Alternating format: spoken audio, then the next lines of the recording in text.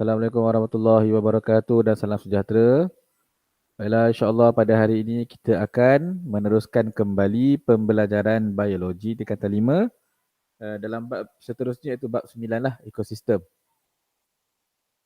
Okey, jadi dalam bab ni akan ada beberapa perkara yang kamu dah pernah belajar lah, sama ada semasa di tingkatan 4 ataupun semasa subjek sains menengah rendah lah. Okey, jadi mana-mana part yang cikgu tengok kamu dah pernah belajar, cikgu akan cepatkan sikit lah. Sekadar sentuh untuk mengingatkan kembali lah. Okay. So bab ekosistem. Okay, dalam bab ni akan ada dua subtopik. Subtopik pertama agak panjang dan subtopik kedua agak pendek kerana subtopik kedua melibatkan sepatutnya melibatkan eksperimen. Okay. So subtopik pertama, komuniti dan ekosistem. Okay, video kita pada kali inilah. Okay, apa itu komuniti, apa itu ekosistem? Okay. Seperti mana yang sebelum sedia maklum, organisma termasuklah manusia, dia bukan sahaja berinteraksi sesama kita, tetapi dia juga akan berinteraksi sesama organisma yang ataupun benda yang bukan hidup lah. Okey. Yang mana interaksi ini akan membentuk satu sistem yang kita panggil sebagai ekosistem lah. Okey, rajah ni cikgu ambil daripada buku teks dan cikgu rasa kamu pun pernah dengar dan tahu apakah itu spesies, apakah populasi, apakah komuniti dan apakah ekosistem lah. Okey. Cikgu akan cepatkan. So kita akan tengok beberapa definisi kepada istilah yang digunakan lah. Yang pertama habitat. Okay, habitat ni adalah persekitaran ataupun tempat tinggal lah. Kita panggil tempat tinggal sesuatu organisma. Okay, so kita panggil habitat. Sebagai contoh habitat burung di dalam hutan, habitat katak di dalam kolam ataupun tempat berair lah. Okay. Okay, spesies, apakah itu spesies? Dia adalah sekumpulan organisma yang serupa. Okay, yang mana organisma ni boleh membiak dan menghasilkan anak lah. So kita akan panggil dia spesies. Sebagai contoh, ikan badut lah dalam gambar ni. Okey, seterusnya adalah populasi. Populasi adalah sekumpulan organisma yang sama. Macam tadi ikan badut tadi. Yang hidup dalam habitat yang sama. So kita akan panggil dia populasi lah. Okey, dia spesies yang sama duduk dekat habitat yang sama. So kita panggil dia populasi ikan badut. Okey. Seterusnya adalah komuniti. Komuniti ialah kesemua populasi organisma daripada spesies yang berlainan. So kalau kita tengok gambar ni, bukan ikan badut je lah ada ikan lain jugalah, spesies ikan yang lain. Okay. Yang mana semua ni hidup dalam satu habitat dan saling berinteraksi. So kita akan panggil dia komuniti lah. Okay, komuniti ikan di laut sebagai contohnya. Okay, ada pelbagai spesies yang berinteraksi. Istilah seterusnya adalah ekosistem. Ekosistem ni terdiri daripada beberapa komuniti yang mana mereka juga tinggal di dalam satu habitat. Yang mana habitat dia makin besar lah. Okay, yang mana dia akan saling berinteraksi antara satu sama lain termasuk dengan komponen yang bukan hidup. Kalau komuniti tadi di antara komponen hidup lah. So dalam ekosistem dia akan berinteraksi juga dengan komponen bukan hidup seperti air, udara dan juga tanah. So kita akan panggil ekosistem lah. Seterusnya istilah yang digunakan dalam tajuk ini adalah niche. Okay, niche ni mungkin akan ada orang yang baru, ada pelajar yang baru dengar lah. So apakah itu niche? Niche ini ialah peranan sesuatu organisma. Okay. Apakah peranan mereka di dalam ekosistem? Okay. So niche ni boleh dibahagikan kepada dua lah. Yang pertama niche ekologi, iaitu peranan spesies dalam persekitaran dia. Yang kedua adalah niche spesies, iaitu bagaimana spesies tersebut berinteraksi dengan setiap komponen hidup ataupun bukan hidup lah. Okay. Niche ekologi dan juga niche spesies. Okay. Ada dua jenis niche, dua jenis peranan. Okay. So carta di depan ni menunjukkan di dalam ekosistem akan ada dua komponen yang besar, iaitu komponen biosis, komponen yang hidup, dan juga komponen yang abiosis, iaitu komponen yang bukan hidup lah. So komponen biosis terdiri daripada pengeluar, pengguna dan juga pengurai. Okay. Manakala komponen abiosis akan terdiri daripada nilai pH, suhu, keamatan cahaya, topografi, iklim mikro dan juga kelembapan udara. So kita akan tengoklah apakah komponen-komponen abiosis tersebut.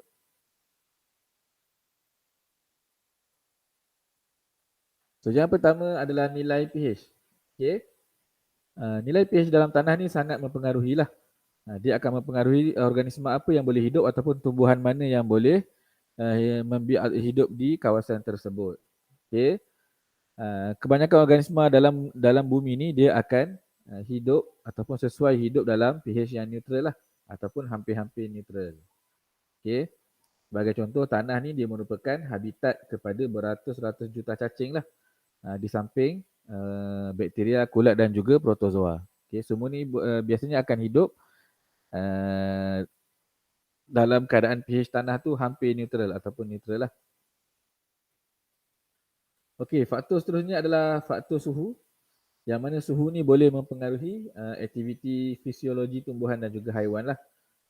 Okey, yang di mana sedikit perubahan pada suhu dia akan menyebabkan perubahan pada metabolisme lah. Sebagai contoh, jika suhu menurun maka kadar metabolisme pun menurun lah. Okey, dan dia akan memberikan tindak balas yang kurang sensitif lah. Okey. Secara umumnya organisma ni termasuklah manusia, dia boleh hidup antara julat 20 hingga 40 darjah Celsius lah. Namun akan ada beberapa haiwan yang boleh hidup sama ada kurang daripada suhu tersebut ataupun lebih daripada suhu tersebut lah. Sebagai contoh, beruang kutub dia boleh hidup di habitat yang suhunya negatif 14. Okey. Manakala contohnya rubah kan, dia boleh hidup dekat gurun pada suhu 45 darjah lah. So akan ada beberapa organisma yang boleh hidup di luar julat yang normal. Okey. Faktor abiosis seterusnya adalah keamatan cahaya. So keamatan cahaya ni sebenarnya adalah tempoh masa cahaya matahari memancar di sebuah kawasan. Okey. Selama mana kawasan tersebut menerima cahaya matahari lah. Yang mana biasanya cahaya matahari ini dia akan mempengaruhi tumbuh-tumbuhan lah. Okay. Sebagai contoh, dalam hutan hujan tropika kita akan ada banyak pokok-pokok yang tinggi, betul. So pokok-pokok yang tinggi ni tak akan ada masalah lah untuk menerima cahaya matahari. Tetapi disebabkan pokok-pokok ni terlampau tinggi dan menutup, mempunyai daun yang banyak dan menutup bahagian bawah ataupun bahagian lantai hutan, dia menyebabkan keamatan cahaya di bawah ataupun di bahagian lantai hutan tu rendah lah. So menyebabkan tidak banyak tumbuhan yang boleh hidup lah. Okay. So tumbuhan-tumbuhan kecil sahaja yang boleh hidup di bawah kanopi tersebut seperti paku-pakis lah. Okay. Contoh lain, hutan konifer di kawasan yang beriklim sederhana, biasanya di kawasan Eropah lah, di mana dengan keamatan cahaya yang rendah kita dapat lihat kepadatan tumbuhan dia kurang jika dibandingkan dengan hutan hujan tropika di Malaysia. Okay, so keamatan cahaya ini mempengaruhi populasi tumbuhan. Okay. Dan pokok-pokok di hutan konifer juga bersaiz kecil dan juga rendah. Okay, seterusnya adalah faktor topografi. Topografi ni ialah fizikal muka bumi, yang mana dalam topografi ni akan ada beberapa ciri-ciri lah, iaitu merangkumi altitude, ketinggian, kecerunan dan juga aspek. Okay. Topografi ni jugalah menentukan kelembapan suhu dan keamatan cahaya di kawasan tersebut. Okay, dia akan mempengaruhi lah. Okay, sebagai contoh, di kawasan yang altitude, ketinggian semakin tinggi altitude, so kelembapan dia akan semakin rendah lah. Begitu juga dengan tekanan atmosfera dan juga kandungan oksigen. Okay. So tumbuhan pada altitude yang berbeza akan mempunyai jenis, saiz dan juga kepadatan yang berbeza lah. So kalau kita perasan, siapa yang pernah hiking dan sebagainya, di gunung-gunung yang tinggi yang kita akan dapat lihat, di kaki bukit tu tumbuhannya sangat besar, saiz dia pun sangat besar dan kepadatannya tinggi lah. Tapi semakin lama kita naik mendaki gunung tu, kepadatan dan juga saiz tumbuhan tersebut makin kecil lah. Okay. Kecerunan. Okay, lereng bukit yang curam akan mudah terhakis lah. Okay, bila ada pergerakan air yang deras. Okay, ini disebabkan oleh lapisan tanah yang menjadi nipis lah. Dan kawasan yang bercerun ni kebiasaannya akan kurang ditumbuhi pokok. Sebab pokok tak boleh nak mencengkam tanah tu lah, sebab dia mudah terhakis. Okay. Dan di gunung-gunung atau di kawasan cerut ni kita akan dapat lihat banyak pokok-pokok yang renek sahaja, berduri serta berdaun kecil lah. Faktor ketiga dalam topografi adalah aspek. Apakah itu aspek? Aspek ialah arah tiupan angin dan juga sinaran cahaya matahari. So aspek ini merujuk kepada tiupan angin serta sinaran cahaya matahari. Okey. Faktor ini biasa berlaku di lereng bukit di mana lereng bukit yang menghadap ke laut biasanya tumbuhannya akan lebih padat berbanding lereng bukit yang menghadap ke daratan. Okey. Kerana apa? Lereng yang menghadap laut ini akan menerima taburan hujan yang lebih lah berbanding lereng bukit yang menghadap ke daratan. Okey. Lereng bukit yang menghadap ke laut ni juga kebiasaannya akan menerima cahaya matahari yang lebih banyak lah berbanding lereng bukit yang menghadap ke daratan. So dia akan mempunyai tumbuhan yang lebih padat lah. Okey, faktor abiosis seterusnya adalah iklim mikro. Okey, seperti mana yang kita sedia maklum, perkataan mikro itu merujuk kepada benda yang kecil lah. Okey. So iklim mikro ini merujuk kepada iklim bagi satu kawasan yang kecil. Sebagai contohnya bawah batu kan. So iklim ataupun suhu kelembapan pH di sekeliling batu tu kita boleh sebut sebagai iklim mikro lah. Okey. So iklim mikro bergantung kepada suhu, kelembapan, keamatan cahaya, keseimbangan haba, tekanan sejatan air serta keupayaan tanah lah untuk menakung air. Di mana tak akan ada banyak organisma yang boleh hidup berdasarkan iklim mikro ini. Sebagai contoh gambar yang diberikan, iklim mikro di bawah batu biasanya akan ada habitat ulat gonggok lah, cacing dan sebagainya. Faktor abiosis seterusnya adalah kelembapan udara. Kelembapan udara ini mewakili kuantiti wap air dalam udara lah, yang mana dia akan mempengaruhi taburan organisma. Okay. Sebagai contoh, kawasan yang berkelembapan tinggi ataupun kelembapan udaranya tinggi akan ada lebih banyak organisma. Kerana apa? Kerana kawasan yang kelembapan udaranya rendah dia akan meningkatkan kehilangan air dari stoma. Okay, so keadaan ini juga meningkatkan penyerapan air. So akan menyebabkan kawasan tersebut tidak berapa sesuai untuk didiami lah. Okay.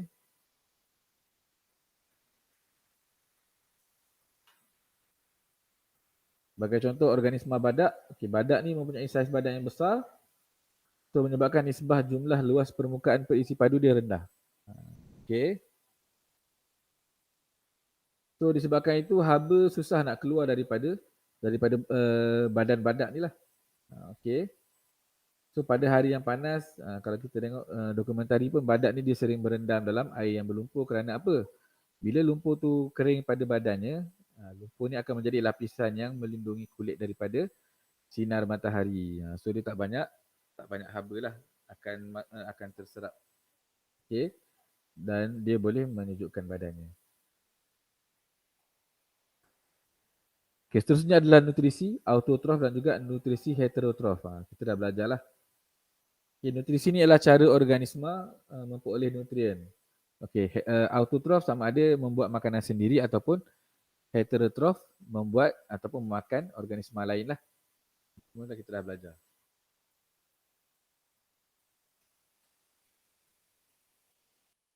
Di mana dalam autotrof akan ada fotoautotrof serta chemoautotrof lah.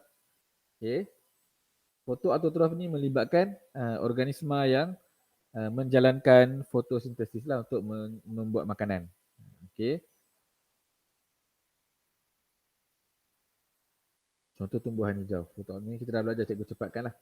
Chemoautotrof adalah contohnya adalah beberapa jenis bakteria yang mana dia akan mensintesiskan sebatian organik tanpa menggunakan cahaya tapi dia menggunakan bahan kimia ataupun bahan tak organik lah seperti hidrogen sulfida dan juga amonia. So dia membuat makanan sendiri tapi tanpa kehadiran cahaya. Okey. Sebagai contoh bakteria Nitrobacter lah. Okey.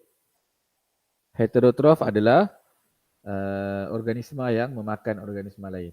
Okey. Dia akan terdiri daripada saprotrof, holozoik, parasit.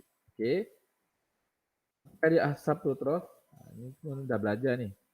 Saprotrof ni ialah organisma saprofit yang mana dia akan mendapat nutrien daripada bahan yang mati ataupun yang mereput. Sebagai contohnya cendawan lah. Okay. So pencernaan dilakukan di luar badan organisma ataupun di luar organisma tersebut sebelum nutrien yang hasil nutrien itu akan diserap ke dalam badan organisma tersebut lah. Sebagai contohnya adalah kulat. Holozoik ini adalah organisma yang memakan bahan pepejal. Kemudian dia akan cerna dan serap ke dalam badan lah. So manusia salah satu contoh organisma yang holozoik. Mana kita makan bahan yang pepejal, kemudian kita akan cernakan bahan tersebut kepada bahan yang pada lebih kecil sebelum kita ambil dia punya nutrien tersebut. Okey. Dan yang terakhir adalah parasit. Okey. Parasit ni yang mana dia akan menyerap nutrien daripada perumah. Dia lain daripada saprofit. Saprofit dia akan ambil daripada organisma yang mereput. Parasit ni pula dia akan ambil nutrien daripada perumahnya. Sebagai contoh kutu dan juga cacing pita yang mana dia akan menyerap nutrien daripada kita lah. Dengan cara dia menumpang dekat badan kita. Okey.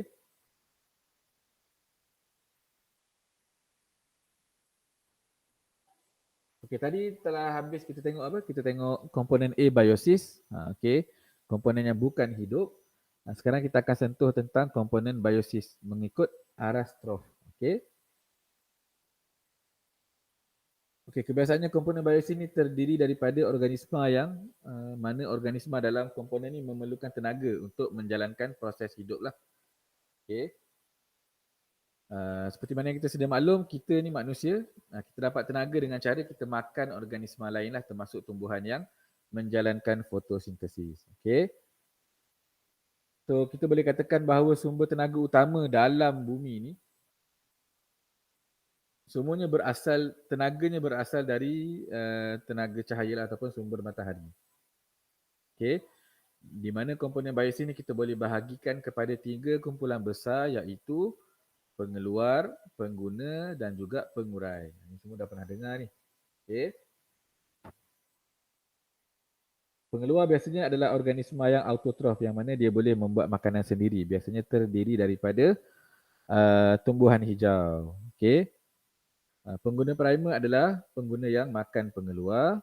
Kebiasaannya herbivore. Pengguna sekunder adalah pengguna yang memakan pengguna primer. Okey, dia merupakan carnivore dan boleh jadi juga omnivore lah. Okey.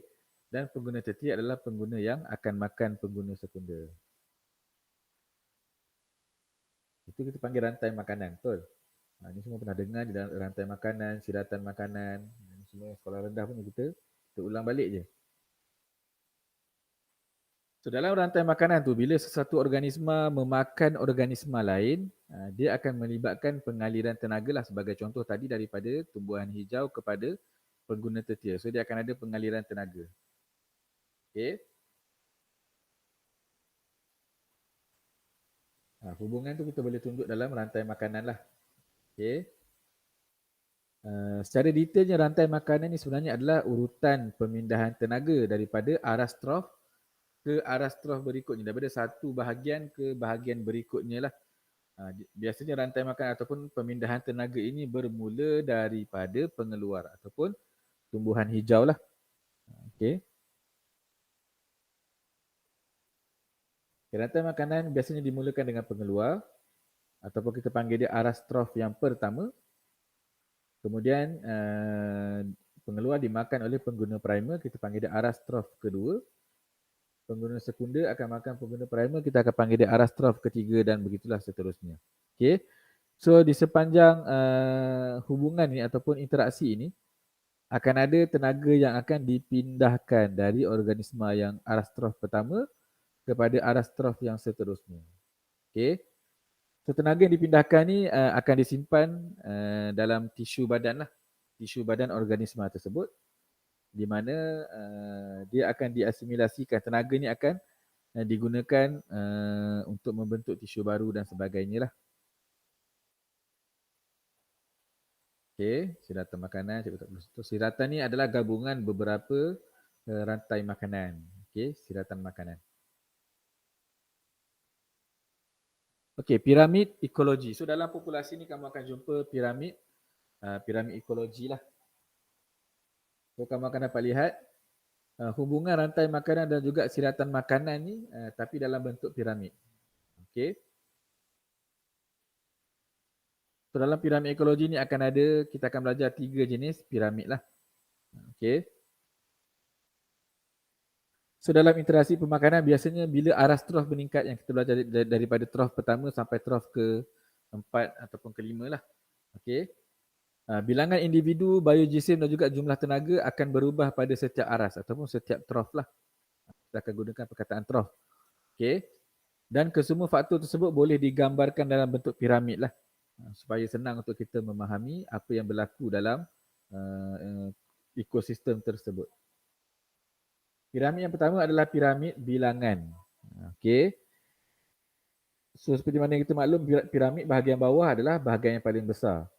Dan bahagian paling besar menunjukkan bilangan organisma yang paling banyak lah.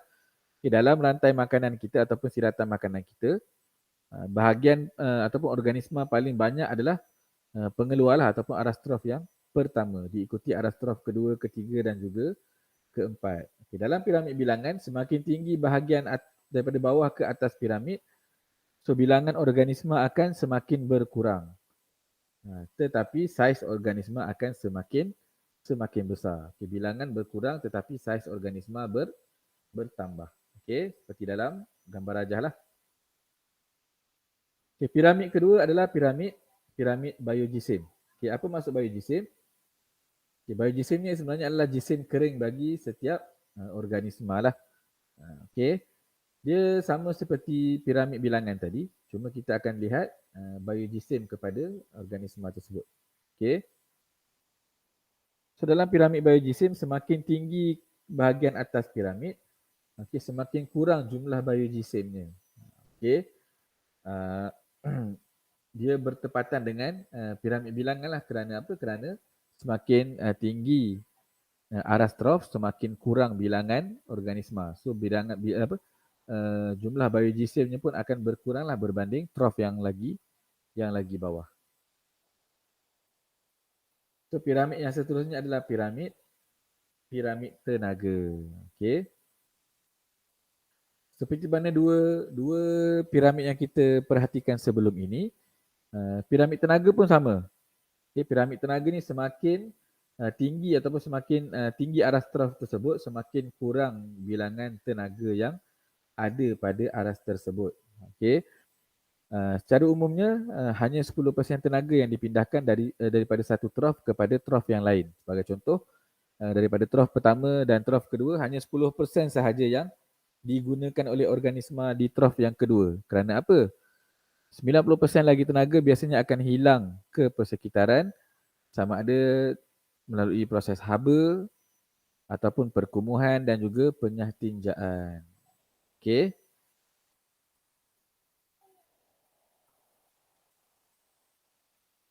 So yang tadi kita dah lihat tentang piramid ekosistem lah, ada 3 jenis.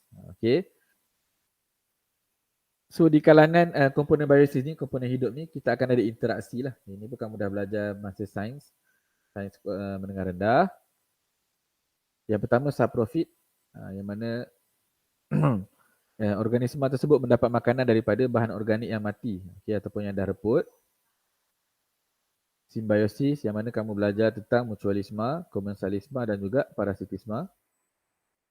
Mana mutualisme ni adalah interaksi yang memberikan keuntungan kepada kedua-dua organisma. Komensalisme ni adalah satu organisma mendapat untung manakala satu lagi tidak mendapat apa-apalah, sama ada mudarat ataupun keuntungan. Manakala parasitisme ni adalah satu organisma untung, satu lagi akan mudarat. Okay. Pemangsaan ataupun kalau menengah rendah akan belajar mangsa pemangsa lah. So pemangsaan ni adalah interaksi yang melibatkan satu organisma sebagai pemangsa yang akan memakan organisma lain, iaitu mangsa. Okay. Kemudian persaingan. Okay, dalam persaingan kamu akan ada 2 jenis persaingan, iaitu persaingan interspesies. Okay, persaingan di antara spesies yang berlainan. Sebagai contoh, pokok bersaing untuk mendapatkan cahaya matahari. Dan juga persaingan intraspesies. Sebagai contoh, rusa bersaing sesama sendiri untuk mendapatkan pasangan dan sebagainya lah. Persaingan sesama spesies. Okey, so itu adalah antara interaksi di kalangan komponen-komponen biosis ataupun komponen-komponen hidup di dalam sesuatu ekosistem. Okey. So kita teruskan lagi pembelajaran hari ini. Kita ambil satu contoh ekosistem iaitu ekosistem paya bakau. Okey. Di mana dalam ekosistem ni akan ada komponen abiosis dan juga komponen biosis lah. Okey. So, contoh komponen abiosis dalam ekosistem paya bakau adalah ekosistem ini terdedah kepada ombak dan pasang surut air. Di mana paya bakau juga terdiri daripada tanah yang lembut, berselut berlumpur dan juga kurang pengudaraan. Dia juga terdedah kepada tiupan angin yang kencang, aspek tadi tu. Kandungan garam dalam tanah juga tinggi. Dia juga terdedah kepada keamatan cahaya yang tinggi dan dia juga bercambah di kawasan pasang surut air. So ini adalah komponen-komponen abiosis di dalam ekosistem paya bakau. Okay. Namun di dalam ekosistem paya bakau juga terdapat komponen biosis lah. Sebagai contohnya akan ada cendawan, akan ada burung bangau, akan ada lontong kelabu, akan ada monyet Belanda, akan ada ular kat situ, akan ada ikan belacak. Contohnya akan ada belangkas, ketam dan juga pokok bakau itu sendiri. Okay. So ada gabungan komponen biosis dan abiosis. Okay. So kita akan lihat bagaimana pokok bakau ini menyesuaikan dirinya dalam ekosistem tersebut. Okay. So kita lihat bagaimana pokok bakau beradaptasi. Yang pertama kita lihat bahagian daunnya. Okay, daun pokok bakau ni dia akan ada daun kutikal yang tebal ataupun lilin yang tebal serta stoma dia tersorok. Dia takkan ada bawah daun lah. Yang mana ciri-ciri ini akan mengurangkan kadar transpirasi. Okay, daun dia juga akan menyimpan air, mempunyai daun sukulen akan menyimpan air dan juga dia akan ada bahagian yang kita namakan sebagai hydatod, yang mana hydatod ini akan menyingkirkan garam yang berlebihan di dalam pokok tersebut lah. Okay. Dan pokok daun bakau ini juga dia beradaptasi dengan cara daun yang tua akan menyimpan garam yang lebih lah berbanding daun yang lebih muda. So dia akan gugur dan dia akan membuang juga, dia akan menyingkirkan juga kandungan garam yang tinggi lah. Okay. Bahagian lain pokok bakau adalah dari segi akarnya. Kita namakan akar pokok bakau ini sebagai akar pneumatophore. Yang mana akar ni adalah unjuran akar pendek. Kalau kita nampak caracak-caracak tu kan. Yang mana kita tahu tanah kawasan paya bakau ni pengudaraannya lemah ataupun teruk. Jadi akar ni dia akan keluar untuk pengudaraan lah. Pengudaraan bagi pokok tersebut. Okay. Di samping itu akar jangkang juga membantu pokok bakau lah. Yang mana akar ini dia akan mencengkam dalam tanah untuk memberi sokongan bagi melawan tiupan angin ataupun ombak yang kuat. Okay. Kalau kita pergi ke arah darat lagi, so pokok bakau ni dia akan mempunyai akar banir. Mana akar banir ni merupakan akar yang ada struktur yang bentuk macam kepingan yang tebal, berfungsi untuk menambah luas permukaan dasar. Okay. So ni juga untuk sokongan lah kepada pokok tersebut. Okay, dari segi biji benih pula, biji benih pokok bakau kita namakan sebagai biji benih viviparity lah. Yang mana biji benih ni dia akan bercambah dan dia tumbuh semasa dia masih melekat lagi dekat pokok induk. Pokok yang induk tu lah. So bila dia jatuh ke bawah, dia akan tercacak dan dia tidak akan dihanyutkan oleh ombak lah. So dia akan boleh mengekalkan kemandirian spesiesnya. So, ini adalah gambar biji benih viviparity. Okay. Seterusnya kita akan sentuh tentang pengkolonian oleh organisma dan juga sesaran. Okay. Pengkolonian ni adalah bila tumbuhan mula menakluki tempat yang belum diduduki. Sebagai contoh kalau kita clearkan satu tanah, tumbuhan ataupun organisma yang mula-mula mendiami tempat tersebut kita akan sebut dia sebagai koloni lah. Tumbuhan yang mula-mula menduduki kawasan tersebut. Okay, tetapi lama kelamaan akan ada spesies tumbuhan lain yang akan lebih dominan daripada tumbuhan koloni tersebut. So tumbuhan tu kita sebut sebagai penyesar ataupun proses sesaran telah berlaku lah. Okay, so tumbuhan yang mula-mula hidup di tempat tersebut kita sebut sebagai pengkolonian. Proses pengkolonian, tumbuhan tu kita panggil koloni lah.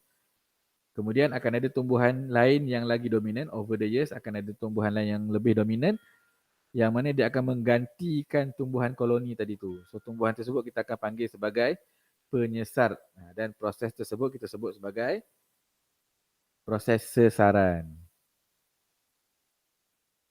Ini adalah rajah yang menunjukkan pengkolonian dan juga sesaran yang berlaku di kawasan paya bakau. Okay, kita akan ada kawasan zon garis pantai, zon tengah dan juga zon belakang. Okay. Apa yang berlaku pada kawasan zon garis pantai ini adalah zon ini akan terdedah kepada ombak yang besar. So tumbuhan koloni yang pertama ataupun perintis yang mula-mula akan hidup ialah pokok Avicennia lah, pokok api-api dan juga pokok Soneratia. Ini antara contoh-contoh tumbuhannya akan mula-mula hidup. Okay. Biasanya sistem akar ni adalah sistem akar pneumatophore dan dia akan memerangkap lumpur. So lama kelamaan lumpur ni dia akan terkumpul dekat kawasan akar tersebut dan menjadikan tanah tu lebih tinggi dan lebih padat. Okey. Selama kelamaan dua tumbuhan tadi tu akan disesarkan oleh spesies tumbuhan lain yang kita sebut sebagai Rhizophora pula. Okey. So proses sesaran telah berlaku lah, Rhizophora telah menggantikan Avicennia dan juga Soneratia tadi tu. Okey. So benda yang sama juga berlaku dekat zon tengah. Okey, bila zon tengah ni terdiri daripada banyak pokok Rhizophora. Okey, yang mana dia akan ada akar jangkang. Yang mana akar jangkang ni juga dia akan memerangkap lumpur dan sebagainya lah. So bila lumpur terperangkap, dia akan menyebabkan pemendapan berlaku dengan lebih pantas dan tebing akan menjadi lebih tinggi lah. Bila tebing dah menjadi lebih tinggi, tanah dah menjadi kering sedikit, menyebabkan Rhizophora ni dah tak sesuai nak hidup di kawasan tersebut. So tanah tu akan menjadi sesuai kepada spesies lain lah. So akan berlaku proses sesaran lagi sekali, iaitu spesies lain, Bruguiera akan menggantikan Rhizophora tadi tu. Okay. So zon belakang ni adalah zon yang jauh, yang dekat dengan daratan lah. Di mana kawasan ni tanahnya lebih tinggi, keras dan hanya dilimpahi kalau ada air pasang je. Kalau dapat air, masa air pasang je. Okay. So dekat sini akan dikuasai oleh tumbuhan Bruguiera lah. Yang mana tumbuhan ini mempunyai akar banir. Okay. Sama juga seperti yang berlaku dekat zon tengah tadi. Akar banir ni dia akan memerangkap lumpur yang banyak lah. So akan berlaku proses pemendapan dan akhirnya tanah tersebut menjadi kurang sesuai kepada tumbuhan pokok Bruguiera tadi. Dan akhirnya tanah tersebut akan menjadi sesuai dengan pokok daratan pula lah, seperti pandanus dan sebagainya. So pokok daratan akan menyesarkan dan menggantikan pokok spesies Bruguiera sebentar tadi. Okay. So itu adalah proses pengkolonian dan juga sesaran. So apa pentingnya ekosistem paya bakau ni? Dia boleh menjadi zon perlindungan, dia boleh jadi sumber perikanan, sumber perhutanan dan juga sumber makanan serta ubat-ubatan. Okay. Sebagai contoh, dia boleh jadi pelindung kepada ikan kecil. Ini cikgu snap daripada buku teks lah. Okay, dia boleh jadi perlindungan juga kepada pelbagai spesies burung yang bermigrasi ataupun bergerak ikut musim. Paya bakau juga boleh menjadi sumber perikanan lah. Akan banyak spesies-spesies ataupun organisma yang hidup seperti ikan, udang, ketam, siput yang mana boleh menjadi sumber pendapatan. Okay, kayu-kayu bakau juga boleh menjadi sumber perhutanan, yang mana kayu bakau boleh digunakan untuk membuat sampan, perangkap ikan, kerangka, bangunan dan juga sebagainya lah. Kayu bakau juga boleh digunakan untuk dijadikan kayu arang lah. Okay. Next, boleh juga ekosistem paya bakau juga boleh menjadi sumber makanan serta ubat-ubatan. Okay. Sebagai contoh, buah Avicennia boleh dimakan sebagai sayur. Okay. Buah Soneratia pula boleh dijadikan bahan minuman dan sebagainya lah. Okay. So tamatlah subtopik 9.1. So dalam topik tu banyak benda yang kita dah belajar, cuma recap. Cuma adalah beberapa perkara yang kamu perlu tahulah, sebagai contoh niche, aspek, apakah pengkolonian, sesaran, apakah komponen biosis, abiosis dan sebagainya. Okay. So, cikgu harap semuanya faham. Kita akan jumpa dalam subtopik 9.2 lah. Okay. Assalamualaikum warahmatullahi wabarakatuh.